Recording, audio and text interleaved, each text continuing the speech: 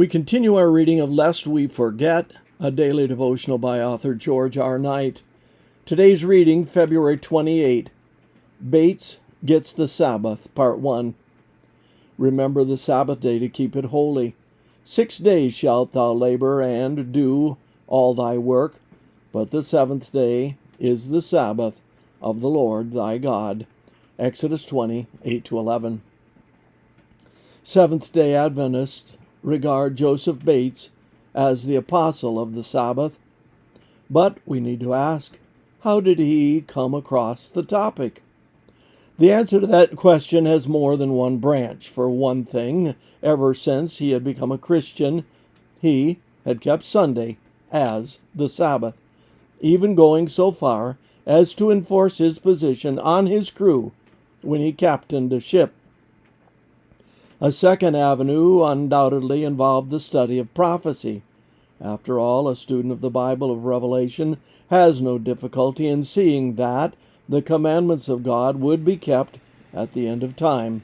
See Revelation 12:17, Revelation 14:12. But how did Bates become sensitized to the fact that the Sabbath of the New Testament is Saturday rather than Sunday? That's where the Seventh-day Baptists come in. That group has never been an aggressive evangelistic people. The United States had only 6,000 of them in 1840, and by the year 2000, their number had shrunk to 4,800, a 20% loss in membership in 160 years. To put it bluntly, evangelism had never been their strong suit. But during at least one time in their history, they did become aggressive.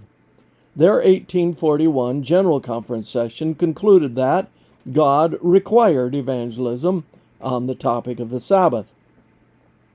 Then in 1842, Merlin Burt reports the denomination's publication society began publishing a series of tracts with the objective of introducing the Sabbath to the Christian public. Again, at their 1843 General Conference session, they once more resolved that it was their solemn duty to enlighten their fellow citizens on the topic of the seventh-day Sabbath. Their efforts had some positive results. At their 1844 meeting, the Seventh-day Baptists thanked God that a deeper and wider spread interest upon the subject has sprung up than has ever before been known in our country. The story of these Baptists tells us that truth is a good thing, but it also indicates that even truth can do no good if people merely sit on it. It wasn't until they made a conscious decision to let their light shine on the topic that things began to happen. We still need those kinds of light-shining decisions today.